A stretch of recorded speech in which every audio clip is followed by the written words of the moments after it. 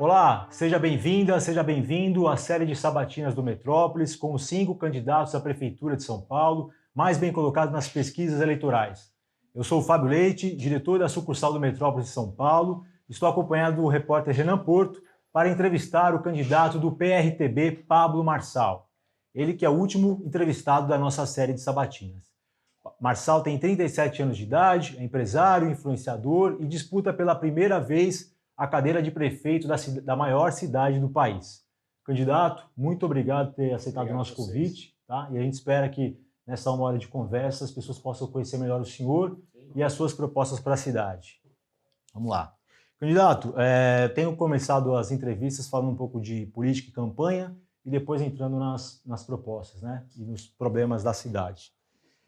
Vou começar essa sabatina falando para o senhor que essa eleição na prefeitura tem sido marcada por um nível de agressão verbal e física sem precedentes, né? São inúmeras ofensas pessoais em debates, entrevistas, nos programas de TV e nas redes sociais, né? Chegamos ao ápice ali do episódio da cadeirada, o senhor foi vítima de uma agressão desferida pelo candidato da Atena, e no último debate do Flow, mais um episódio ali nos bastidores envolvendo um assessor da sua campanha e o marqueteiro do prefeito Ricardo Nunes. O senhor já disse em algumas ocasiões que o senhor pediu perdão pela postura em debates. No SBT, o senhor chegou a falar que as pessoas tinham conhecido a sua pior versão e que agora ia apresentar a melhor versão.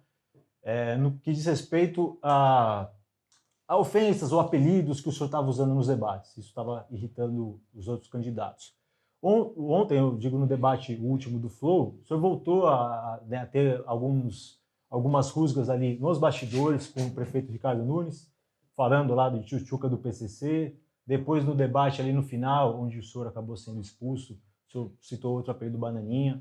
Estou fazendo todo esse contexto, candidato, porque a minha pergunta é o seguinte: o senhor também nos debates tem falado muito da importância do exemplo, né, que as pessoas, quem almeja o cargo de governante precisa dar.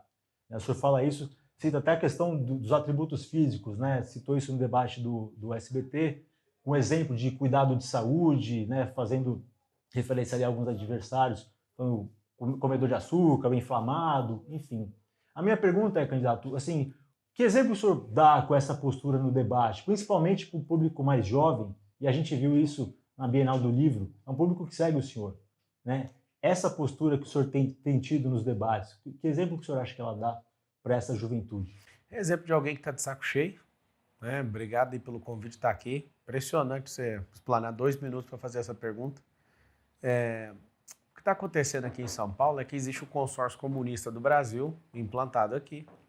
Já tinham definido que o Boulos seria o prefeito, né? O Bolsonaro acabou arregando para o Valdemar Costa Neto, que sacou o Salles. Eu percebi, eu não iria ser prefeito. Eu sou o único desses candidatos que não tem sonho em ser prefeito. Eles estão desesperados, eles dão cadeiradas. O marqueteiro, desesperado, foi ele que começou a agressão, inclusive. Eu acho lindo vocês noticiarem isso errado.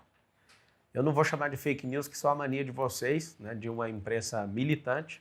Inclusive, vocês recebem dinheiro da Prefeitura de São Paulo. A gente noticiou a agressão. Noticiou a agressão. E noticiou depois o vídeo do senhor falando da... Depois é uma coisa. Falou que ele foi detido no Metrópolis, ele não foi. Isso é uma mentira. Ele foi no nosso carro. Vocês noticiaram. Não, ele foi levado para a delegacia. Não foi levado. Ele foi no nosso carro. E ele foi lá para registrar um boletim de ocorrência. Ele registrou um boletim de ocorrência de artigo 29 do Código Penal, que é a lesão corporal. Ele foi agredido. Vocês não têm responsabilidade com a verdade. Vocês são financiados pela Prefeitura de São Paulo. A Prefeitura de São Paulo pagou esse ano 648 milhões de reais e vocês são um dos felizardos que estão lá. Eu já percebi que todas as boas notícias vocês não veiculam e por mais que o Renan pareça um garoto que está iniciando a carreira dele, ele é um bom garoto, eu falo para ele me encontra quase todos os dias aqui em São Paulo. Eu falo, cara, noticia isso aqui, fala isso aqui. Ele parece ser um bom garoto, os editores é que não são bons. Vocês distorcem por receber... Quais boas notícias não foram? Qualquer boa notícia. Por exemplo, pega uma notícia do Metrópolis aí que eu coloquei uma mulher para dirigir as minhas companhias. Pega que a minha vice é negra nordestina. Não tem uma boa notícia. Não tem uma notícia... Então, depois você me mostra. Pega uma boa notícia das 206 carretas que eu mandei para o Rio Grande do Sul. parei minhas aeronaves, fui lá servir. Vocês não são imparciais e aqui é o grito de um cidadão que não vai afinar, não vai arregar para o consórcio comunista do Brasil.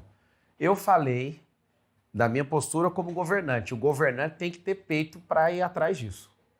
Ontem ficou claro que o Tramontina estava a serviço desse consórcio. O Flow recebeu R$474 mil da Prefeitura de São Paulo e ano que vem eu faço uma promessa para o nosso povo de São Paulo. Eu vou cortar a bolsa imprensa. Não vai ter bolsa imprensa. Pra você ter uma noção, a Rede Globo sozinha recebe mais de R$100 milhões. E você, na fila do hospital, você com esse rio, que é um lixo, você com o pior ar do mundo. Hoje o ar está tão problemático que você está fumando 4 cigarros por dia, para você ter uma noção. Chegou esse ápice aqui essa semana. Isso vocês noticiaram bem.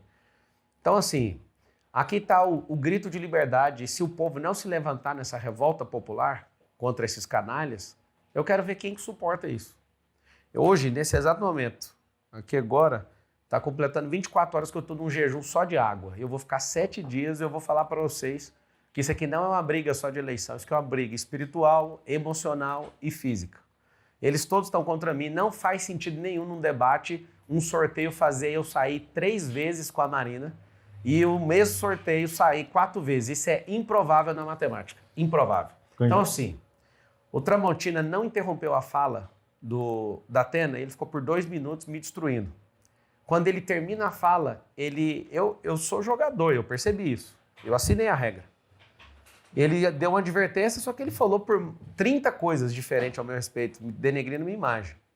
Quando eu fui falar, ele me deu uma advertência, eu falei, agora espera, eu tenho a minha fala. Ele interrompeu todas as vezes, faltando 10 segundos. Se eu quisesse baixar a cabeça para essa injustiça, eu ficaria e não seria expulso. Aquilo ali é um absurdo.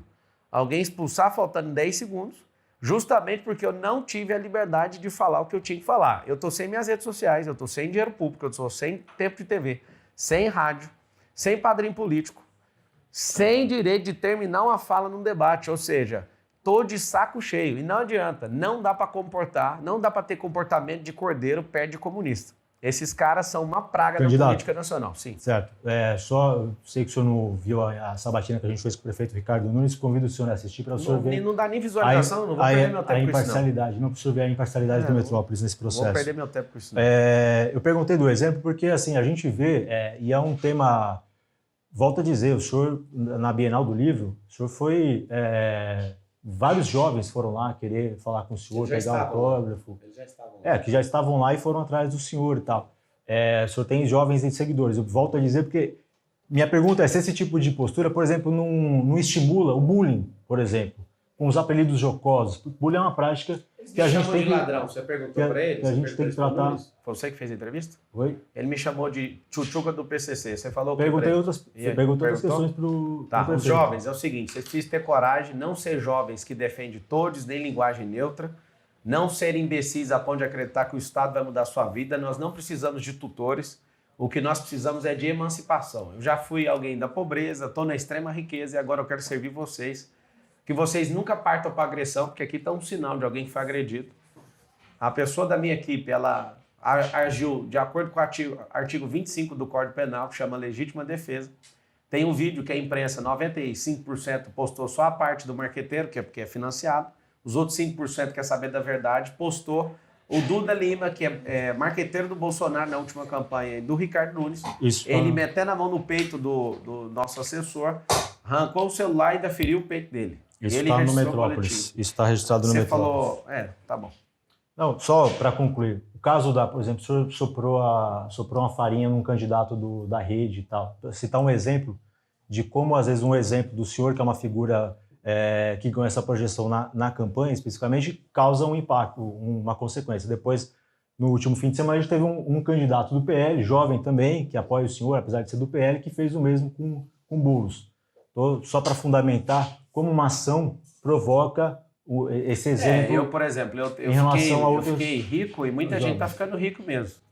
Eu aprendi a ser um influenciador e mudar a vida das pessoas, restaurar casamentos, a fazer filhos perdoarem seus pais. Tudo realmente que eu faço muda. E não veio a pergunta com esse viés. Realmente eu tenho impactado essa geração, cada um assume sua própria responsabilidade. Agora, por que ninguém pegou no pé do Datena? Por que relativizou ele? Ontem ficaram gritando lá no debate, tem que prender. Mas por que que o soco vale mais do que uma cadeirada? Se fosse um filho de faxineiro, ia ser preso e algemado. Se fosse o cara de direita... Se fosse não, quando o cara é de direita batendo, o mundo cai. Então, sim, vamos parar para pensar. Por que que a mídia não relata as coisas boas de uma pessoa? Entra na Folha de São Paulo para você ver. A postagem, o corte do debate sobre mim é zoando, sobre Tabata e Bolis é super positivo. Ou seja, esses caras usam o nosso dinheiro, nem é o deles. Eles usam o nosso dinheiro público para distorcer e continuar no poder. Diga. Candidato, o senhor, depois do debate, abriu ali uma live no Instagram, falou com a imprensa e depois continua a live no carro ali, num tom bastante enérgico. O senhor falou que não dá para lidar de outro jeito com esses bandidos, usando as palavras do senhor, disse que o negócio vai ficar feio. O senhor disse, nós vamos entrar numa guerra e se não tiver uma revolta do povo, não vai ter como resolver nessa cidade. Essa declaração está incitando a população, como o senhor diz mesmo, a uma revolta popular. O senhor não teme que isso gere algum prejuízo para a sociedade ou episódios de violência venham acontecer por aí? Olha, o senhor está incitando a população a uma revolta. Mas se você continuar ouvindo a live, eu falo, nós não precisamos de arma, a gente precisa do celular para desbancar esses jornalistas. Eu volto a repetir, Renan, eu vejo em você a pureza de alguém que não sabe onde está metido. Você quer um cara novo. Eu sou responsável por tudo que eu escrevo, você pode ficar tranquilo em relação a isso. Mas o problema não é o que você escreve, é que alguém vai lá e muda a headline. Não, é o que eu escrevo mesmo. Sou responsável por isso, pode ficar tranquilo. Eu estou checando com os jornalistas, eles mandam uma informação, a informação alterada. Mas a situação, para você entender, Renan, é assim, eu poderia fingir que nada está acontecendo. Só que eu não sou um cara que tem que curvar a cabeça para o sistema. Eu sou alguém que vim de baixo, sou alguém que conquistou muita coisa, sou alguém que já errou. Nunca vou esconder que eu errei. Ninguém está querendo pedir nada disso. Entra na Wikipédia para você ver sobre mim. De tanto eu falar, eles começaram a acrescentar algumas coisas boas que não tem o que fazer ali. Só quer mostrar o lado ruim de uma pessoa. Então, assim, Wikipédia é uma página colaborativa. Qualquer pessoa pode entrar e escrever. Eu escrevo lá. Se quiser entrar, pode colocar lá. Então, esse é o detalhe. Eu já escrevi, pus tudo que tem que pôr, não põe. O senhor que escreveu. Várias pessoas fizeram. Não vai, porque tem um comando esquerdista por trás dessa militância. E assim, esse sorriso seu de desprezo mostra que você não entende o que eu estou falando. E não adianta. Eu vim aqui, vocês podem perguntar o que quiser. Eu sou a revolta do povo.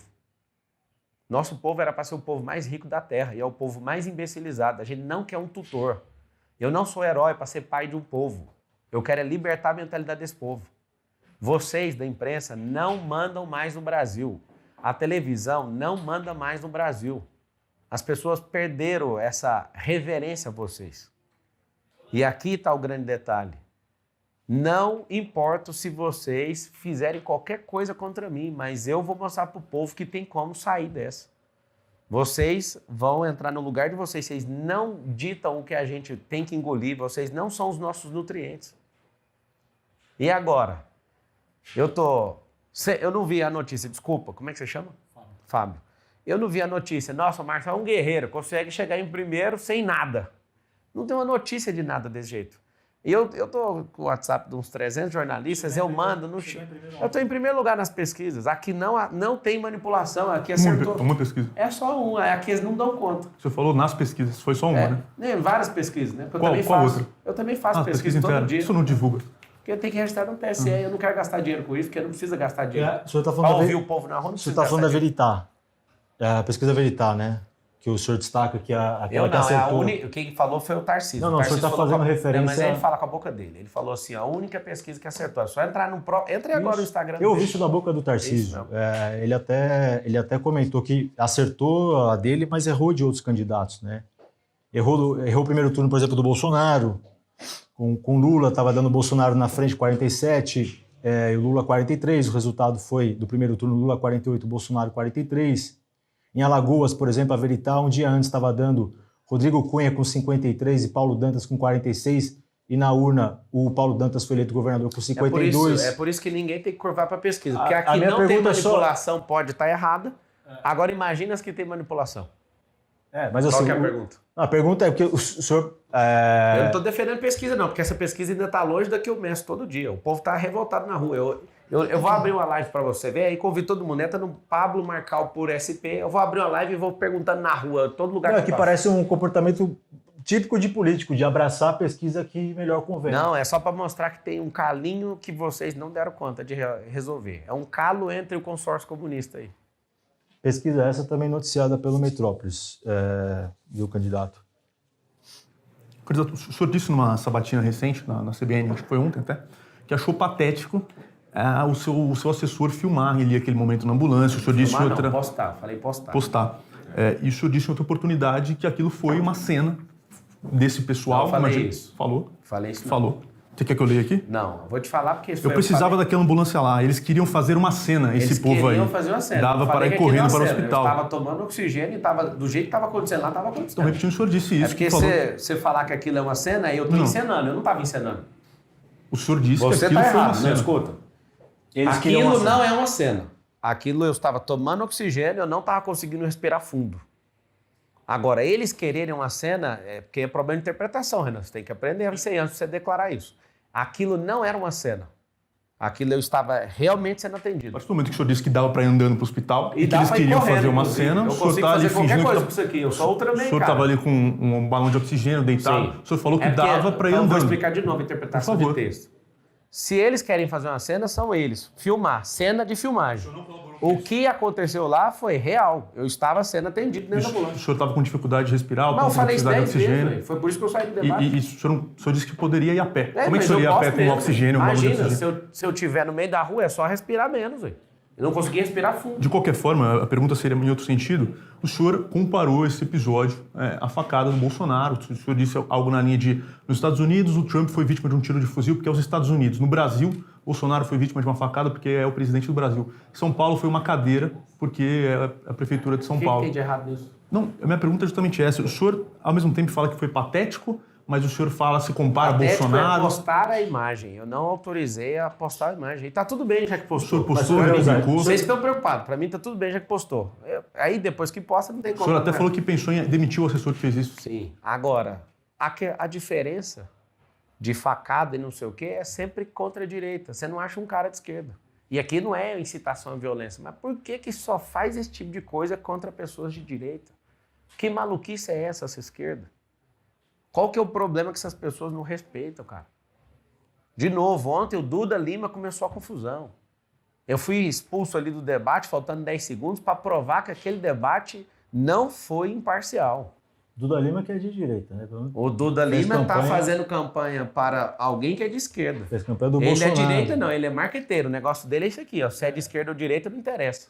Não sei de onde você tirou isso. Fez a campanha do Bolsonaro, fez a campanha do PL, do Valdemar. Mas ele falou para você que é de direita? Faz campanhas de direita. Você Estou corrigindo a informação. Então tá faz campanhas de direita. Agora. Você acha que houve um exagero nessa comparação? Isso deixou... Qual comparação? A comparação com a facada. Não, mas eu não falei que doeu mais ou menos. Isso é problema de quem está com ciúme de cadeira, ou de faca, ou de bala de fuzil. Isso é problema de quem... Não, porque diante desse contexto que a gente acabou de relatar aqui, muitas pessoas acharam, inclusive o ex-presidente Jair Bolsonaro, que o senhor tentou fazer o uso político desse episódio. Não, foi um vídeo mostrando 3 cenas, depois que ele pediu para censurar, eu tirei o dele e ficou só o meu e do Trump. Qual que é o problema de mostrar que você está sendo agredido enquanto você quer proteger o povo?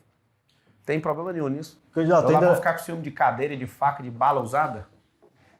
Ainda nesse caso da cadeirada, que o senhor foi vítima de agressão, o senhor tem comparado isso com casos de violência contra a mulher, falando, se uma mulher sai com uma roupa curta e tal e é agredida, a culpa é dela. Eu fiz uma pergunta, né? Eu não comparei, eu falei...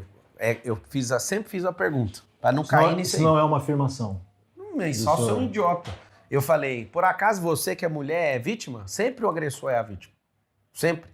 Tá pintando que o assessor do Marçal, para quê? Para queimar meu nome. Mas quem foi que começou? O primeiro agressor? Eu. Se o cara toma meu celular, com o nível de inteligência emocional que eu tenho, tá tudo certo. Vou lá, cato meu celular e acabou a conversa. Agora, a gente precisa ensinar a nossa sociedade. É por isso que a gente está hoje em quadro alarmante de número de homicídios. A gente tem mais homicídio que países que estão em guerra. Porque a gente não tem, é isso que a gente vai ter na escola pública. Inteligência socioemocional para o seu filho na cidade de São Paulo.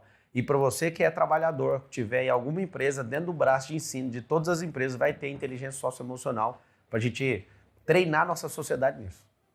Tá, vou emendar, pular aqui para falar de emprego, já que o senhor falou de trabalho, e a gente entra na questão das propostas. A principal promessa do senhor nessa campanha a geração de 2 milhões de empregos. É um número muito expressivo diante de um cenário que a gente tem, em números oficiais, 500 mil desempregados na cidade de São Paulo. O senhor já falou que vai incluir não só os desempregados oficiais, mas também quem recebe auxílio, né, como Bolsa Família. Sua conta é um pouco mais elástica do que o número de desempregados oficiais, correto? Quantas cidades tem na região metropolitana, você sabe? 38. E aí você está contando o desemprego só O da senhor cidade? sabe quantos desempregados tem nessas 38 500 cidades? mil pessoas vêm nessa cidade só com carro. Imagina com ônibus. Quantos desempregados tem nessas 38 Não cidades? Você precisa sabe? saber, elas querem Não oportunidade de precisa emprego saber. aqui. Não precisa. Tem menos de 1 milhão de 38. pessoas.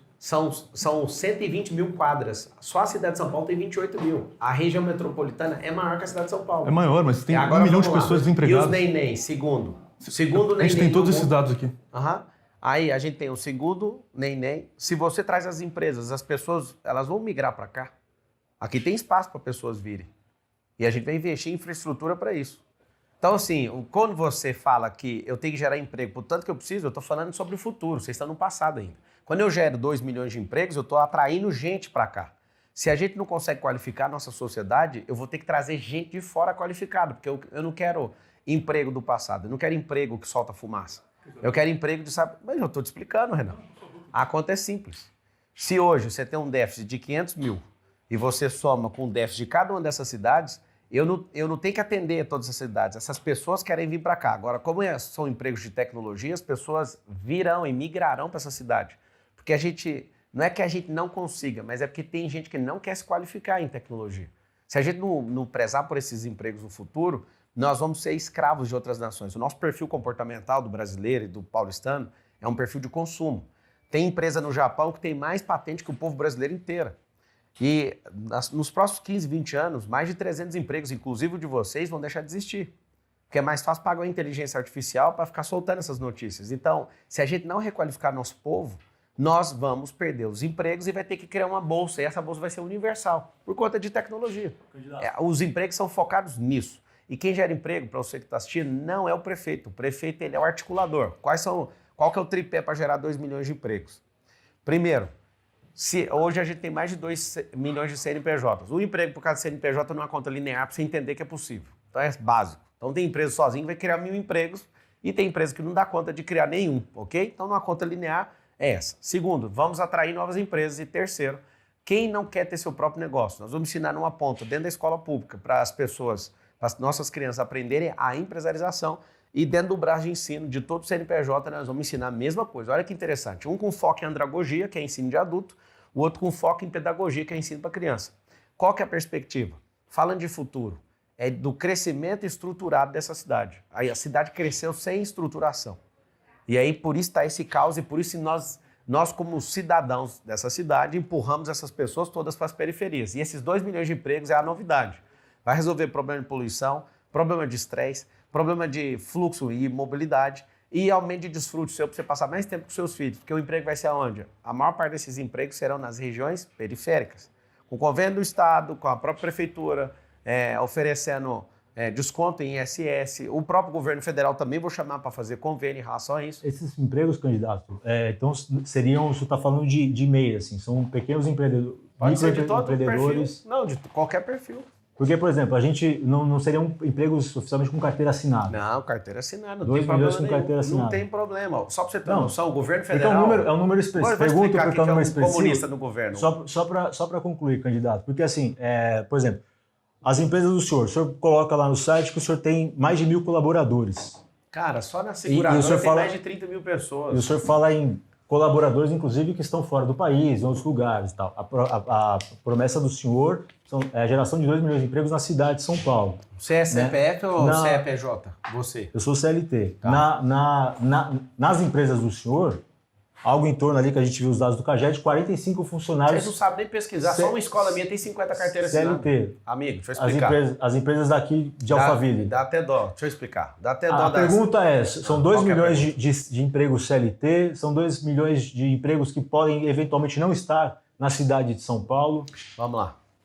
Primeiro, dá uma resposta para vocês. Vocês não sabem nem o que é direito empresarial, nem road. Vocês precisam fazer uma especialização em relação a isso, para vocês entenderem como é que é essa estruturação. Fica caçando as minhas empresas, vou dar uma resposta para você. A informação que você trouxe é tão baixa, que uma escola... Tá bom, então o dado do CAGED. Vai numa escola minha em Goiânia, só lá tem mais carteira assinada do que você acabou de falar aí. Eu estou falando das empresas que o senhor tem em Alphaville. Mas isso aí não interessa, é empresa minha. Eu tenho empresa esparramada em todo lugar, você tem que ir lá e pegar a informação.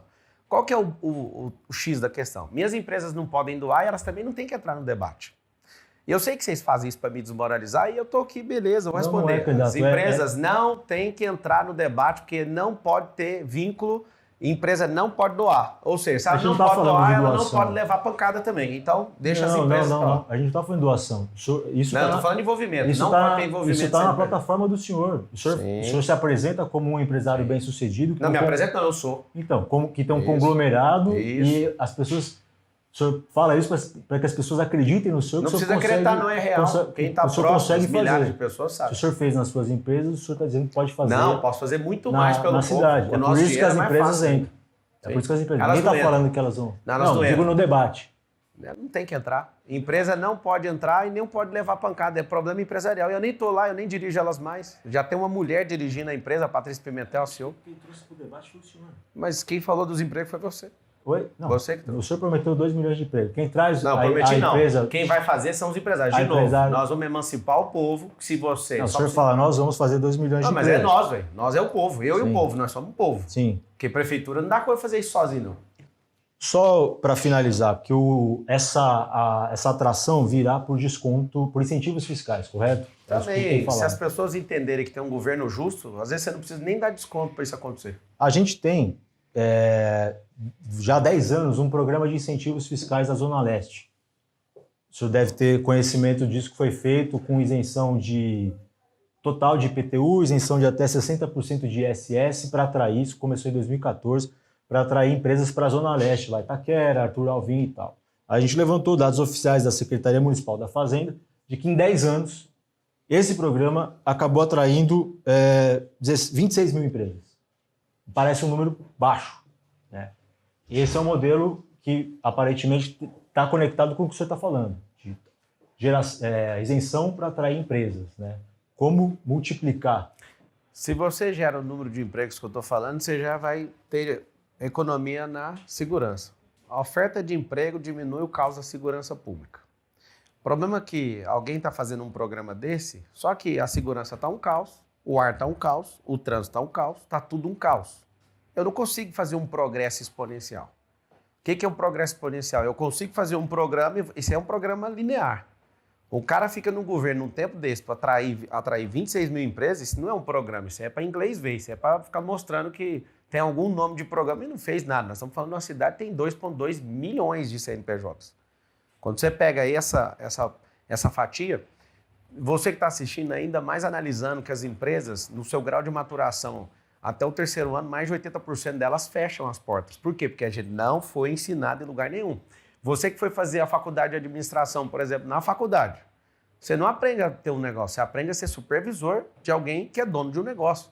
Não tem nenhum ensino na faculdade, não tem nenhum ensino na escola, não tem ensino em lugar nenhum. Nós vamos tratar 2 pontas, a andragógica e pedagógica. Nós vamos te ensinar na escola pública, nós vamos te ensinar nas empresas. Por quê? Porque senão a gente não pega esse tino. A gente tem uma falsa impressão que o brasileiro é empreendedor. Não é empreendedor. O brasileiro é guerreiro, ele é batalhador, mas ele não sabe empreender, o número é assustador. Mais de 80% das companhias fecham até o 3º ano. E o maior motivo de fechamento é não dar conta de gerar caixa para despesa fixa. Então, assim, se não tiver uma mudança de mentalidade, não vai ter como. Mais do que a carga tributária. Cara, presta atenção. No Brasil Império, tinha 20% e aqui era uma revolução para destruir esse negócio de 20% de imposto.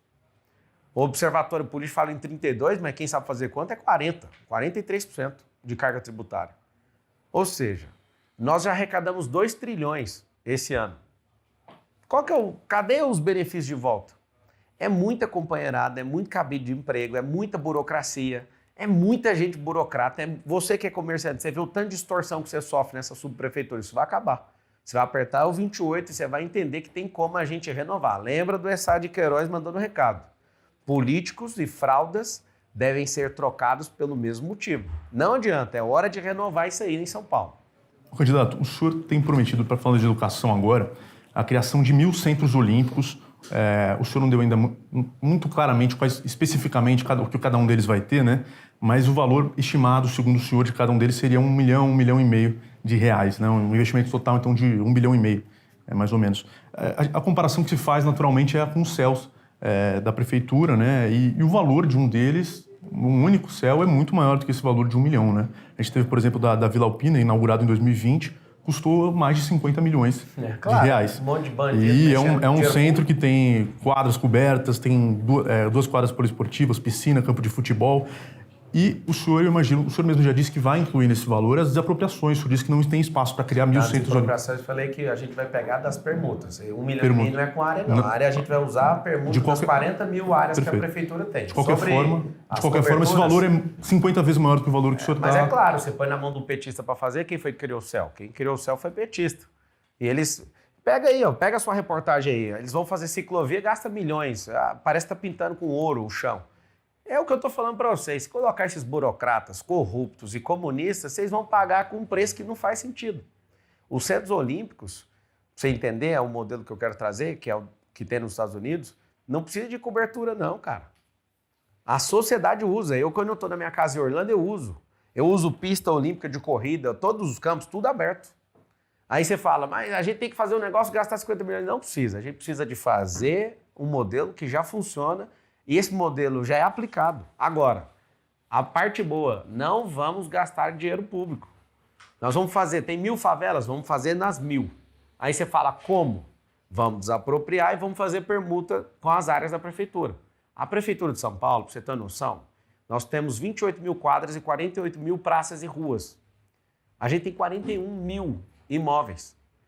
Esse banana esse cara que está aí, esse Step na Prefeitura de São Paulo, esse cara tem um problema sério. Ele não sabe lidar com o tamanho da prefeitura, então ele é pequeno demais para tocar um negócio tão grande. Só que aí que está o detalhe. Você imagina eu chegar num empresário, tem 2 milhões. Eu chamo 5 mil empresas, quer doar esse centro esportivo aqui? Quero. Vai ficar sua marca lá por tantos anos. A marca da empresa que doou. Tô falando empresário. Se tiver essa oportunidade, eu quero doar vários. Para quê? Para todo mundo que estiver ali falar, mano, a gente está treinando porque alguém investiu na gente. E, de novo, quem que é a empresa? Na escola pública você aprendeu que empresa é gente do mal. Cara, é gente com CNPJ. É o povo. O que é empreendedor? É o povo com CNPJ. Não faz sentido essa guerra que a gente tem uns com os outros. O governo tem que ser cada vez mais eficiente e menor. Por quê? Porque se ele for grande, vai comer seu couro. Vai chegar menos comida na sua casa. Vai pagar conta de luz cara. Todo governo esquerdista gasta dinheiro e aumenta imposto. Não tem austeridade. Eles não levam com respeito o dinheiro público. Não, só para entender, na comparação do que vai ser essa estrutura, ela é uma estrutura maior, menor, equiparável ao que é um céu? Depende do lugar. Como são vários esportes, quando eu falo olímpico, no contexto onde você tem um campo e uma pista em volta ali, já dá para praticar dezenas de esportes. De arremesso de dado, de tudo, de salto com vara, tudo nesse ambiente. Quando eu falo olímpico, é olímpico mesmo. Os esportes especializados têm que ir para outro tipo de espaço. O esporte olímpico é para ficar aberto, para ocupação, recreação e treino. E a Prefeitura de São Paulo vai criar bolsa para quem? Para quem competir. A intenção é que até 2025 a gente tenha 50% dos alunos e das pessoas que vivem em São Paulo e passaram pela rede pública, só dos que passaram nesse período, tenham um esporte, 50%. Eu não quero mexer com esporte, mexer com empresa. Eu quero ir para a cultura. Onde você for, mas eu quero te falar uma coisa. Você vai ter uma ocupação e nós vamos patrocinar isso, porque é isso que molda caráter. Esporte é uma das coisas absurdas. Por exemplo, esses caras brigões, dificilmente eles são lutadores. Se eles estivessem num esporte de luta, eles não sairiam batendo nos outros, arremessando cadeira. Dá para ver que essas pessoas não têm esse tipo, não foi desenvolvido isso no caráter deles. Tem um negócio que chama luta, tem um negócio que chama briga. Briga é efeito de uma pessoa que nunca entrou numa arte marcial. A pessoa nunca estudou inteligência emocional, qualquer coisa, falou mal da minha mãe, então vou bater. Não, calma, vamos trabalhar a mente, trabalhar o corpo, trabalhar seu espírito, para você não ser carregado e bater nas pessoas, eu tenho que reagir. Não, calma. Você vai prosperar. O único governo que tem a chance de fazer você, que é pobre, prosperar é o governo Marçal 28, assumindo essa prefeitura. Senão sua vida vai continuar normal ou péssima do jeito que está. O senhor falou de atrair empresas nesse projeto dos Centros Olímpicos. É uma proposta que o senhor também está se amparando aí por uma outra promessa aí, que é a construção do prédio de 1 quilômetro. Chamou muita atenção pelo gigantismo dessa ideia, dessa proposta, né? Um projeto que o senhor disse que deve custar algo em torno de 20 bilhões de investimentos para 10 anos de construção, para ficar no Campo Limpo, Zona Sul, né? Não falei Campo Limpo, falei Zona Sul. Na Zona Sul, tá. Eu, em algum momento, anotei Campo Limpo, mas na periferia da Zona Sul, isso correto? mesmo. Região de Interlagos para baixo. Na região de Interlagos.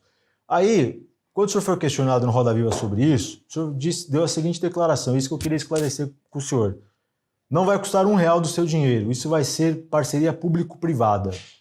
As PPPs, parcerias públicas-privadas que a gente conhece tem no Brasil, elas têm o P de público porque ela envolve uma contrapartida pública. Eu queria entender como o senhor vai tirar esse projeto do papel, atraindo uma empresa para construir isso por meio de PPP várias, né? sem dinheiro público. Primeiro, a gente tem que resolver o problema no plano diretor. Segundo, escolher essa área. Talvez essa área ela vai precisar de fazer essa permuta. Agora, a construção, que é 20 bi, vai custar 20 bi, mais ou menos, com o dinheiro de hoje. Né? Mas antes de explicar, ou melhor, já está explicado. É 20 bilhões, eu imaginei que uns 200 investidores conseguem fazer isso. Eu sou da construção civil também. Mas vamos lá. O Brasil merece ter um marco monumental. O Brasil merece. Eu fico imaginando o dia que alguém falou, cara, vamos pegar o presente que a França deu do Cristo Redentor e vamos gastar um dinheiro absurdo para polir. Eu imagino um tanto de gente na época enchendo o saco. Eu imagino um tanto de gente enchendo o saco quando foi construir a Torre Eiffel na França. Eu imagino um tanto de gente enchendo sempre o saco quando a gente quer criar um monumento para definir uma marcação de tempo. Esse prédio vai chamar Brasil. E a intenção desse prédio, que é um pouco maior do que o maior prédio do mundo hoje, que tem 828 metros de altura, que é o Burj Khalifa, que inclusive eu fiquei lá, e fiquei no outro, que é o Burj Al Arab, que são as duas joias de Dubai que fizeram o mundo inteiro, né, que tem vontade de ir ou que já foram para lá, só foram por conta dessas obras. E aqui eu vou explicar o que é o futuro para vocês que estão presos no passado ainda, carinhosamente. Quando Las Vegas, no meio do deserto, faz uma avenida, todo mundo pirou nos Estados Unidos e o mundo inteiro ficou sabendo disso e veiculou isso nos filmes. Também já fui lá em Las Vegas, já fiquei lá. Aí você fala, poxa, uma avenida, que coisa mais linda, grandes prédios e tudo. Dubai foi falar, não, peraí, eu vou fazer agora algumas quadras. Dubai, copiando esse projeto, faz algumas quadras, faz uma das maiores empresas de aviação do mundo, inverte esse lance do petróleo, que né, a gente está em vias até 2030, de toda a indústria automobilística mudar a questão do combustível fóssil para o combustível elétrico e verde. Esses caras investem tudo na construção civil e criam quadras. Na verdade, é uma quadra só do Burj Khalifa, Burj Al Arab e tudo. Eles criaram um centro turístico com isso. E a economia dos caras agora está entrando no equilíbrio onde o turismo está vindo e vai engolir o petróleo. Você vai no Catar, eu estive lá no final da Copa do Mundo também. Grandes obras, um dos lugares mais prósperos da Terra. O que esses caras fizeram? Nós vamos ter que copiar. Arábia Saudita, eu passei uma tarde mostrando os projetos sociais que eu quero fazer e trazer renda para a comunidade, né, fazer bancos comunitários. E ele acabou me convidando para a gente ir para a Arábia Saudita, ele que é a família mais rica do mundo, eles também estão construindo um prédio lá. Eles resolveram seguir a mesma tendência. Vão construir, estão em fase de construção, de um prédio de 170 km linear. Por último, só para terminar, Xangai olhou para todo mundo e falou assim, Xangai, Guangzhou, Shenzhen, eu estive em todos esses lugares. Esses caras fizeram uma cidade desse jeito. Ali era uma vila de pescador em Xangai e eles transformaram com a construção civil. Eu vou dar só uma informação. Em 3 anos, a China gastou mais concreto do que os Estados Unidos da América em 100 anos. Investir em infraestrutura. Em 1990, escuta essa, em 1990, a China tinha um PIB menor que o do Brasil, 34 anos atrás. O que significa isso? O PIB era, salvo engano, 367 bi de dólar e o Brasil tinha um PIB de 421 bilhões. Hoje, o Brasil tem 2,7 tri de dólar, a China, 21 trilhões. Resumo, eles investiram em infraestrutura, eles investiram em gente, né, em educação, eles investiram em tecnologia, em construção civil e matriz energética, o que a gente não está investindo hoje no brasileiro. Só para ficar claro, então, essa contrapartida que seria da PPP seria a cessão do terreno. No máximo, né? Porque às vezes nem precisa do terreno, precisa de liberar. Porque se todo mundo tem interesse em fazer uma grande obra. Não é uma PPP, não, vai ter. O que eu estou te falando a gente pode entrar com o terreno ou entrar com a liberação disso. E pegar parte desse prédio para a prefeitura. Vai ter a parceria público-privada para acelerar. Se fosse público, não tem dinheiro e não ia terminar nunca. Porque no modelo de democracia, alguém começa com um tijolo, outro derruba o tijolo. É por isso que tem que ser parceria público-privada. O senhor falou 200 investidores, né? Esse é o número por baixo, pode ser mais também. Pode ser mais. É um pool de investidores. O senhor citou até em uma sabatina que o senhor já, inclusive, conversou a respeito com o pessoal que está construindo lá em Balneário Camboriú. Sim. Né? A gente sabe que como funciona, o senhor certamente sabe melhor do que eu, o mercado imobiliário busca regiões onde tem já infraestrutura, onde tem um potencial de ter um lucro maior com os seus empreendimentos, né? Quando a gente fala ali de um prédio, Balneário Camboriú, o metro quadrado mais caro do país... 150 mil reais o metro quadrado. Parece algo muito distante de uma realidade... Mas ninguém está falando de metro quadrado de 150 da periferia. Não, eu digo para atrair Vamos lá, então. investidores que vão construir um prédio de 1 quilômetro, que eles vão ter que vender, atrair muita gente para comprar, para fazer isso valer a pena. Sim, é o seguinte. Como? Né? O como é simples. A periferia da Zona Sul não é o Balneário Camboriú. Se a prefeitura libera... O plano diretor é a coisa simples de resolver. O que mais tem é a gente querendo entrar nisso. Quando a Zona Leste recebe o Itaquerão e todo o desenvolvimento em volta do Itaquerão, aquilo mudou aquela região. Pergunta para todos os moradores da Zona Leste, que é o lugar que eu sou mais forte em São Paulo. Eu quero pegar a prefeitura e criar um novo paço municipal na região de Brasilândia, que é o quê? Levar melhoria para a Zona Norte. Quero o prédio na Zona Sul. Por quê? Porque não é sobre um prédio, é disrupção na construção civil, isso vai mudar o país inteiro. Você imagina o tanto de emprego que uma obra vai dar, mas o que a gente vai construir em volta? Não é um prédio. Vocês ficam impressionados com a figura do prédio ser tão alto e tudo, e você precisa de investir alguns milhões em estudos para terminar, fazer um negócio desse, para viabilizar esse 1 quilômetro. O Sheik, lá da Arábia Saudita, tem o mesmo projeto de fazer um prédio de 1 quilômetro e está em obra já. Leva 10 anos para fazer isso. Aqui também tem. E é muito. E desde quando o Lula assumiu a presidência da República, a gente nunca teve tanta fuga de capital do Brasil na história. Ou seja, o dinheiro está indo embora porque ninguém acredita no futuro desse país. É por isso que eu estou aqui. Candidato, ainda falando de Brasilândia, só acabou de mencionar, o senhor mencionou em diversas oportunidades que pretende transferir a sede da prefeitura para essa região. E o senhor até já falou... Pirituba, Brasilândia... Enfim, uma região ali que tem muitas casas, o senhor já falou que pretende, inclusive, desapropriar terrenos ali para construir toda a estrutura da prefeitura. E muito bem indenizado as pessoas. Perfeitamente. Eu queria saber se o senhor tem alguma ideia de quanto isso vai custar, se tem algum endereço, se o senhor já estudou a viabilidade disso em algum lugar específico. Então, todo projeto, todo plano de governo não é projeto, é um plano. Nós estamos aqui disputando a eleição com 9 candidatos, que um saiu. Tem 9. Depois nós vamos passar para projetos. De novo, qual o motivo de fazer isso? O motivo é valorizar a Zona Norte. Você vai na Funchal, vai na Faria Lima, tem mais heliponto do que ponto de ônibus. Sabe disso? Você vai na Zona Norte, você não acha um heliponto. Ou seja, não tem investimento para lá. Assim como a Zona Leste ganhou, a Zona Sul vai ganhar, vou colocar na Zona Norte. Agora, sobre isso...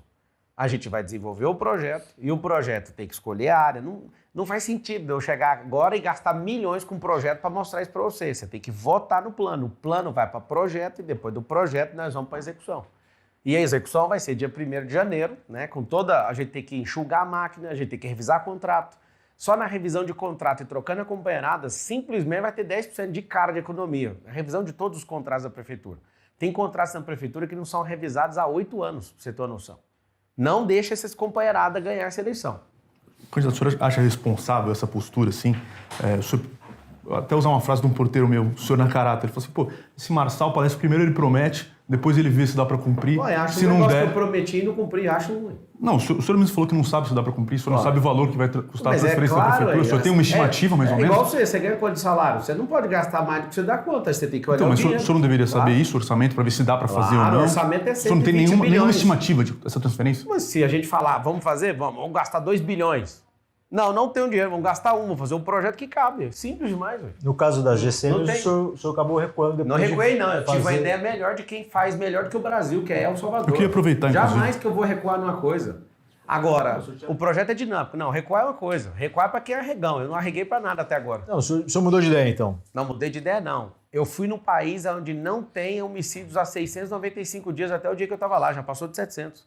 Ou seja, temos que aprender com esses caras, que é El Salvador. Se você souber, a alegria do povo lá é assustadora. Então eu fui e falei, peraí, mas por que eu vou fazer isso sendo que esse cara tá dando um show e mostrando o senhor mudou de ideia. O que é isso? O povo precisa de gente dinâmica. Ser dinâmico não é voltar atrás. Tem uma palavra que chama metanoia no grego, significa mudar de rota. Isso não é voltar atrás. Não está voltando porque não dou conta. Não foi por fraqueza, foi por... O povo merece um resultado melhor com a aplicação desse recurso. Perfeitamente. O senhor mencionou El Salvador, a viagem que o senhor fez. O senhor faz uma série de elogios ao governo de El Salvador, no que diz respeito à segurança pública. Para além de todas essas questões ligadas à violação de direitos humanos, que já foram muito exploradas, é um estado de exceção renovado mais de 30 vezes, julgamentos em massa, encarceramento em massa. Existem suspeitas envolvendo autoridades do alto escalão do governo de que elas teriam feito acordos com lideranças das facções ali, MS-13 e Bairro 18, que são as principais facções do país. Inclusive, o Departamento do Tesouro dos Estados Unidos sancionou duas dessas autoridades. Uma delas é Osiris Luna, que é o vice-ministro da Justiça, que é o número 2 do Gustavo Villatoro, foi o ministro da Justiça com quem o senhor se encontrou. Sim. Eles foram sancionados. Segundo o governo americano, Luna liderou, facilitou, organizou reuniões secretas com lideranças encarceradas das facções. Os encontros, diz o governo americano, foram parte dos esforços do governo de El Salvador por um acordo com as lideranças das facções. Nesse acordo, inclusive, teria sido combinado o apoio das facções ao partido do Bukele, o Novas Ideias, né? Eu queria entender, o senhor falou que vai trazer os códigos de segurança de El Salvador para o Brasil. Coisas que eles são esses. O senhor pensa em fazer algum acordo com as facções? Isso eu ouvi do próprio Gustavo, né? Essas ilações que colocaram contra eles. Por quê? Porque eles resolveram o problema. Então, o governo americano que está falando, né? O governo americano, o governo dos Estados Unidos. O senhor acredita mais num país ditatorial do que no governo americano? Eu acredito no resultado. Eles erraram e eles assumiram. Não importa o meio. Não, eles assumiram. Né? Eles assumiram. Eles assumiram e falou, não tem como fazer isso aqui se não tiver os erros. Não. Esse ponto específico... Eles assumiram. Das facções. Eles falaram, eu me reuni... Sim, e aí eles o senhor pensa em fazer isso aqui em São Paulo? Não, porque eu não sou deputado, é deputado que muda a lei, né? Não estou falando de lei, estou falando no que diz respeito a encontros com liderança de facções. Vamos lá, as facções já estão mandando a prefeitura. Elas já estão infiltradas. A gente tem um fantoche aí. O prefeito hoje é um fantoche. E o problema disso é que ninguém está enxergando. E esse fantoche, eu não sei se é ele ou se tem um outro manipulador por trás, conseguiu juntar Milton Leite, conseguiu juntar Kassab, Rodrigo Garcia, Bolsonaro, não estou entendendo mais nada, Michel Temer, juntou todo mundo em prol de não podemos perder isso aqui. Então, assim, os caras erraram? Erraram. A gente aprende com os erros. Eu não sou a favor do encarceramento em massa, eu sou a favor de atacar na educação. E essa é a última geração do crime. Essa é a última geração do crime. A gente não está falando disso, a gente está falando das reuniões com as facções. Que tem como resolver, ué. Tem que ir lá e encaminhar para o Congresso Nacional. Eu sou jurista, agora vou dar uma ajuda para vocês, tá? O nosso Código Penal é de 1940. Não faz sentido esse Código Penal mais. A LEP, que é a Lei de Execução Penal, está desatualizada, precisa ser atualizada. E aí o que a gente tem que fazer? Que é o aprendizado. Vamos pegar o primeiro então, já que vocês estão querendo pegar o código de lá. Se você é de organização criminosa, sua pena tem que ser maior. É isso que eles fizeram lá. Aí você me fala, eles fizeram acordo com facção. Mas que acordo que é esse? Que o cara que é pego na facção criminosa, ele tem uma pena maior. Que acordo foi esse? Isso não é um acordo. O senhor, se precisasse, se reuniria com liderança de facção, não? Presta atenção. Mas qual a lógica? Se eu souber de um, eu vou falar para a polícia. Da onde? A tentativa aqui nessa cidade é de tirar do colo do prefeito que ele está envolvido com isso, de máfia de ônibus, máfia de creche. Deve ter noticiado lá no Metrópolis, né? O negócio da máfia de creche chegou a publicar, você lembra? Sim, várias matérias. Do prefeito? Sim. Aí depois deu uma morrida, porque né, às vezes a ameaça do poder público de cortar dinheiro é ruim. Ele está sendo denunciado pela Polícia Federal com mais de 100 pessoas, um desvio de mais de R$1 bilhão de merenda. E aí está o detalhe. Esse é o problema, você que está assistindo. O cara que controla o dinheiro que irriga o jornalismo, eles até soltam, quando o negócio é factível, igual esse negócio da merenda, mas depois não toca mais no assunto. Mas ficar remoendo coisa que não tem nada a ver, vai remoer a vida inteira a mão de alguém que irriga esse sistema. Simples. Não é verdade, candidato. O que não é verdade? A revelação dessas coisas da máfia da internet é investigação jornalística, inclusive. E por que não fala mais disso? Foi falado já, tô várias vezes. falar. Não, quando é factível, eu acabei de falar. Você falou que não é verdade, não. Eu falei exatamente o que aconteceu. Vocês falaram e pararam de falar agora. Publicamos. E parou de falar. Recentemente. Recentemente quando? Já no período de pré-campanha, o senhor vai encontrar essas reportagens. Isso foi explorado, inclusive, na sabatina com o atual prefeito. Pegando esse gancho, candidato, eu queria voltar para o tema do debate, porque o senhor, no final, quando o senhor acabou sendo expulso lá pelo Tramontina, a gente já falou sobre isso, mas o senhor fala o seguinte, a Polícia Federal vai prender o Ricardo Nunes por causa das merendas, e essa é uma promessa de campanha. Promessa. Como é que o senhor pode prometer que a Polícia Federal, que não é da alçada do governo, da prefeitura... entrega as provas para ele. Eu entro na prefeitura, assumo a prefeitura de primeiro, crio um gabinete de investigação, passo um pente fino em tudo e põe na mão da polícia. Sabe por quê? A polícia já está investindo. Ele precisa de mais informações. Os comprovantes de recebimento da esposa dele, filha e dele, já tem. É por isso que não tiraram. A investigação, por algum motivo que eu não sei qual, não vou criar ilação aqui, no governo aqui, não conseguiu andar, não andou. E se você votar nesse cara, ele vai ser preso daqui a 4 anos. Tem que ser preso agora, para moralizar isso. Então, assim, quando eu falo que a Polícia Federal vai prender, é porque eu tenho certeza e confio nas instituições. Prova cabal, que significa perfeita. Recebeu, tem declaração e as empresas noteiras que ficam tirando nota para esses caras. Acabou errando, segundo um deles. Teve o pedido do advogado do Ricardo Nunes de arquivar o processo. E qual que é o desespero agora? Fica vendo o que vai acontecer comigo, o tanto de processo que eu vou tomar. Por que eu vou tomar esse tanto de processo? Porque eu estou mostrando e deixando o sistema sem roupa. E é aí que está o detalhe. Eu aguento o tranco. Eu quero saber se você aguenta mais um tranco, mais um governo desses caras, mais uma reeleição desses caras. Candidato, o senhor está caminhando para os últimos 10 minutos aqui. O senhor tem criticado a gestão do prefeito Ricardo Nunes por ser uma continuidade da gestão do Dória. Você diz que é tudo uma coisa só. Eu não. O Dória que falou que vota nele também. É tudo um herdeiro do outro. Falou Covas isso, e depois... foi contrá-lo e ele disse e isso. Ele pediu para eu ser vice dele, eu não vou ser vice nunca de um banana. Ao mesmo tempo, o senhor se cercou de ex-secretários do Dória. Felipe Sabará, rompeu com ele. Wilson Pedroso foi secretário particular. Até agora o advogado que o senhor contratou na campanha, Nelson Williams, também foi advogado aí do ex-prefeito. Fazer o quê? O cara é advogado de um monte de bilionário. Normal. E o senhor, isso estou falando porque adversários do senhor, para lembrar aqui de cabeça, a Tabata já falou isso, de algumas similaridades da campanha, da postura do senhor com o Dória, quando o Dória foi candidato a prefeito, de ter uma campanha, inclusive, nacionalizada, falando de Brasil, né? Dória tinha 14 partidos políticos, ele eu tô sozinho. Tá igualzinho. O Dória, eu digo ele tinha dinheiro público e eu não. Ele doou para a campanha dele, eu não. De política nacionalizada. Para chamar a atenção que você tá sozinho. A rejeição dele se deve ao fato dele ter usado a prefeitura como trampolim, grande parte. A rejeição dele foi ter levantado contra o Bolsonaro e contra o Lula ao mesmo tempo.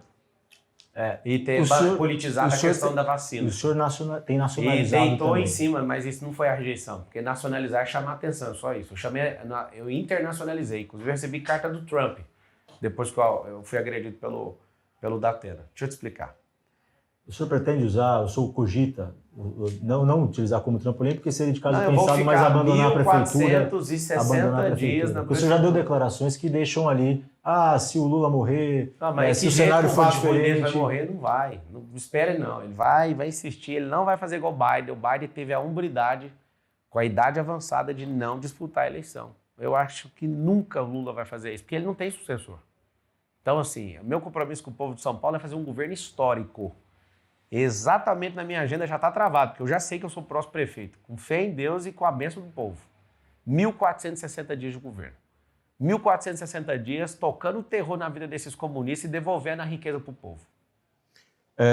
O senhor tem falado do enxugamento da máquina, essa é uma bandeira que o senhor tem defendido, está no seu plano de governo. E, ao mesmo tempo, o senhor fala em triplicar o número de subprefeituras, né? De 32 para 96. Para 96. Eu queria entender como vão funcionar essa infraestrutura. A subprefeitura hoje é uma estrutura robusta, né? Tem vários serviços ali, é importante para aquela região? O senhor vai triplicar, Tem subprefeitura que tem 7 prédios. Nós vamos unificar tudo num prédio, parar de pagar aluguel, fazer pergunta de novo, com área para quê? Para ter nas 96 distritos que você não tem acesso à subprefeitura. Você não vai precisar ficar faltando um dia de serviço para ter acesso à subprefeitura. Nós vamos demitir esse tanto de companheirada que está trabalhando na campanha política, esse tanto de gente que usa do nosso dinheiro público para ficar perpetuando o poder. Nós vamos trazer um 56, que é o aplicativo que hoje não usa para quase nada. Nós vamos colocar todos os serviços que são possíveis na palma da sua mão. E aí, se precisar de ser atendido presencialmente, vai ter no seu distrito. São 472 bairros. Nós vamos colocar isso aí e nos 96 distritos. Tendo no seu distrito, você tem proximidade. Inclusive, vai ter o gestor de bairro e vai ter os zeladores que, nesses distritos, vão ter ligação com esses líderes, né, do bairro, com os zeladores do bairro, com o GCM, vocês vão ter os contatos das pessoas e vão ficar completamente centralizada a prefeitura. Não para cabide de emprego, para pegar gente que quer oportunidade política. Não, nós vamos fazer direitinho, pode confiar. Volta no 28. E isso será feito, segundo o senhor, mediante um processo seletivo rigoroso. O senhor até chegou a dizer que bancaria do bolso, né, esse processo seletivo. E eu falei que eu vou fazer, bancar do bolso. Não, o senhor vai fazer esse processo seletivo, porque entende como vai funcionar. Porque eu não falei O senhor já falou isso uma vez no coletiva de imprensa, eu perguntei para o senhor, lembro disso perfeitamente. Então, vou tirar um dia meu de trabalho, então, antes de virar prefeito, que já é bancado. Queria entender como é que vai funcionar, porque assim, agora, no período que o senhor está de campanha, né, quando o senhor, enfim, escolheu o partido, o senhor já explicou porque escolheu o PRTB, mas o PRTB escolheu um partido cujo o presidente tem essa suspeita de ligação com o PCC. Quando o senhor foi escolher lá o representante do caso lá para fazer um serviço de despachante lá da empresa de aeronave, junto às agências, tem aquele piloto lá, o despachante... Tem algum cadastro que a gente pesquisa se o cara é do PCC antes de contratar um despachante? Não, neste caso ele é réu por narcotráfico. Mas eu lá sei quem é esse cara, ele fez... Não, por isso que eu queria entender, como é que vai funcionar um processo seletivo? Tem um processo onde eu sei que o cara é do PCC ou não? Oi? Tem ou não? O TJ, de São Paulo. Pois é, agora você pega. Você digita o nome da pessoa lá, o CPF, você vai vem vender todos os processos dele. Eu, pra você ver, nunca vi o cara. O cara foi contratado só para transferir a aeronave. A procuração é específica para a venda de aeronave. Tem que ter um despachante, só isso. E acabou, a procuração só fala disso. A aeronave foi vendida e acabou. Nesse processo seletivo do senhor, o senhor pode acabar selecionando, por exemplo, um cara que é réu por tráfico de drogas, um cara que é réu por corrupção. Vocês podem mexer com droga, quem é que vai saber? Vocês dois. O senhor falou que Vocês ia podem fazer o ser processo traficantes seletivo. e fingir que é jornalista. E aí, o que eu vou fazer com isso? O senhor que prometeu o processo seletivo, Não, quais são os critérios que o senhor vai adotar para selecionar as pessoas? Se descobrir tiver alguma coisa que atrapalha a conduta da pessoa, vai ser tirado imediatamente, não vai ter duas conversas. O que eu estou te falando é que jornalista pode ser, dono de televisão pode ser, todo mundo pode ser. Político pode ser, tem político que cheira, tem político que não cheira, entende? E qual vai ser a régua do... A régua por exemplo, é simples, assim, competência. Não, mas eu digo, por exemplo, se tiver alguém foi pego e mal feito. O senhor vai aguardar um indiciamento, uma condenação em primeira instância, em segunda instância. A máquina é grande, por mais que o senhor prometa que vai enxugar, Claro. São muitos funcionários. Mas a primeira coisa que a gente tem que ver é a vida pregressa do cara. O cara tem alguma coisa, resolveu, não resolveu, aí é diferente, o cara está sem resolver. A morosidade do Brasil hoje, com 15 mil, salvo engano, 15 mil juízes, faz que um processo demore 10 anos, 20 anos. Então você não pode condenar um cara à eternidade e falar que ele não pode fazer nada disso. Agora, da minha vontade, para entrar tem que ter a conduta ilibada. O cara teve algum problema, que seja administrativo, que seja de qualquer ordem, está resolvido, não tem problema. Esse cara, ele na sociedade, ele trouxe benefício, ele aumentou a produtividade, ele de fato tem servido à sociedade, é uma coisa. Agora, a pessoa está lá no cargo, e aí abre um indiciamento, igual esses caras de máfia de creche, aí tem que tirar todo mundo, inclusive o prefeito. Porque o prefeito, ele não está sendo indiciado porque ele é o prefeito, ele está sendo indiciado quando ele era vereador. Ele recebeu, então ele nunca deveria ter sido nem candidato. E espero no futuro que a ficha limpa valha para todo mundo, inclusive para o Lula, que não valeu. Teve a condenação, fez tudo certinho. O Collor, por exemplo, já teve inelegibilidade, teve que esperar o prazo. O Bolsonaro está cumprindo inelegibilidade até 2030. Então, assim, a lei tem que ser igual para todo mundo. Então, se a lei já fala, nós vamos aplicar o princípio da lei do ficha limpa. A pessoa não pode, então não pode. Uhum. Falando em princípio, eu vou pegar uma questão também envolvendo a transparência. A gente fez uma pergunta para o senhor, o repórter que trabalha com a gente, no Roda Viva, sobre... O senhor tem falado de que vai fazer uma gestão transparente, chegou a dizer que vai ter câmera para filmar as reuniões, e a gente perguntou para o senhor por que o senhor não deu a transparência sobre essa questão dos financiamentos, que o senhor disse que não tem, de cortes de redes sociais. O senhor diz, não tem, durante o período de campanha e pré-campanha não houve. Não, não houve mesmo. No Ministério Público. Não, a pergunta é por que o senhor não abre? É uma questão mas se não que, houve, inclusive, tem colocado. Não, mas vou abrir o quê? Se não teve, cheque. O Ministério Público pediu Mas se que o senhor ele pediu, voluntariamente, tá lá, o senhor voluntariamente abrisse suas contas. Tá lá, ué. O senhor não pensou em colaborar com isso? Mas se eles pediram, tá lá, ué. Não tá lá. Ué, mas Não tá no processo isso. qual que é a lógica? Se eu tô te falando que não tem, é só você pegar na meta, ué. A meta é a minha cliente. Eu pago pros caras, é só pedir pra meta. O senhor não fez isso. Mas pra que eu vou fazer? Eu vou abrir meu sigilo? O Pra Ministério quê? Público está pedindo. Se o Ministério pede pra meta, a meta mostra. É lá no meio. Porque o senhor Você é não, o Ministério Público. O senhor é o maior interessado em esclarecer essa questão. Eu sou, mas eu não tenho que abrir meu sigilo, isso é lei, eu sou jurista. Você acha que eu vou cair num negócio desse? Eu voluntariamente, ninguém me perguntou antes. Se tivesse chamado e falado assim, vem cá, vamos trocar uma ideia. Decidiram agora e derrubaram no outro dia, para julgar. Ontem foi 4-3 lá no TRE. 4-3. Nós vamos ter que resolver lá no Supremo Tribunal Federal, no TSE, vamos ver ali o melhor caminho. Interessante, para derrubar, derrubou em um dia. Para voltar, 30 dias. E ainda 4-3, beleza. Agora, se chamasse para mim, fala, o que é isso aqui? Eu explicaria, até poderia, você vai tomar uma multa, você vai tomar não sei o quê. Não, mas a gente vai derrubar, depois a gente vê. Aí 28 dias depois, a gente vai ver o quê? Aí você vê um tribunal dividido, o presidente teve que desempatar o negócio. 3 para um lado, 3 para o outro, e o desempate. Fiquei olhando para aquilo, imagina. Eu estou sem rede social, sem dinheiro público, sem TV, sem tudo. Sem mobilidade numa mão. Imagina o que esses caras estão fazendo para me tirar dessa disputa.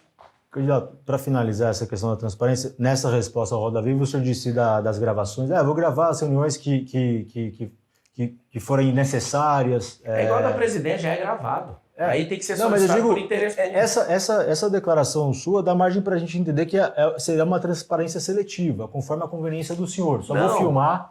Só vou filmar o que eu quero, né? E não todas as reuniões. Cara, conhecendo o princípio do setor público precisa ser muito claro, né? Tá, conhecendo vocês da imprensa como eu conheço, é claro que não tem que filmar tudo. Vocês ficam o dia inteiro enchendo o saco de pai de aluno de escola minha para ficar pegando coisa que não existe. Nós estamos numa campanha eleitoral, vocês ficam infernizando as empresas, as pessoas. Nosso negócio que a gente serve lá no Camizungo, vocês estão aterrorizando aquele povo lá. A gente está aí ajudando. A gente não é prefeito de Camizungo. A gente não é prefeito na África.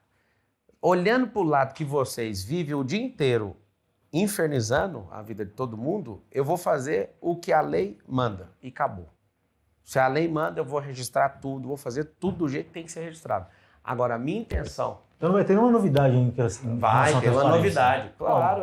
Informatizar a prefeitura inteira, não é informatizado, por exemplo. Não, filmar as reuniões, só que o senhor quiser. Não, filmar pode filmar todas. Inclusive vai ser filmado. Agora, ter acesso disso tem que ter o interesse público. Não de gente curiosa com site de fofoca. O problema é esse jornalista que virou site de fofoca, o dia inteiro fofoca, o dia inteiro fofoca. O dia inteiro é prende Deolane, sobe Deolane, faz isso aqui, Deolane pra lá, pra cá. Virou um negócio de fofoca. Qualquer site de fofoca que tem aí que recebe dinheiro público, qualquer um desses que você imagina aí. Então, assim, já tá assim, perturbador esse nível. Mas eu entendo, nós estamos num processo eleitoral. Candidato, nosso tempo esgotou aqui. Quero agradecer Obrigado. Novo por essa 1 hora de conversa, se você despedir.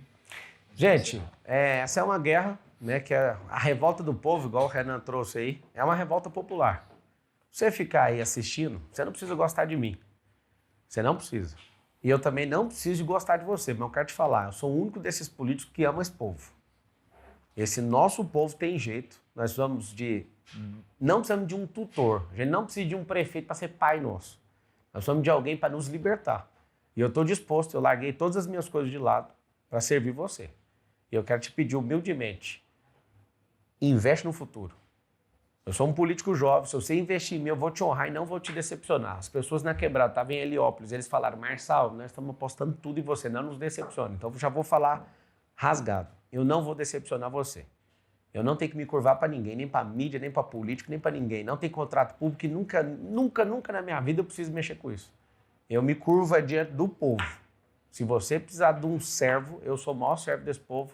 Digita 28, mas usa a tecnologia. Usa o seu Instagram, suas redes sociais, seu WhatsApp. Troca ideia com as pessoas e vamos junto nessa revolta no dia 6. Muito obrigado aí pelo tempo de qualidade e pelas perguntas. Um grande abraço e faz o M. Eu que agradeço, candidato. Essa foi a última entrevista da série de sabatinas do Metrópolis, com os 5 candidatos à prefeitura mais bem colocados nas pesquisas. Continue conectado no canal do Metrópolis no YouTube.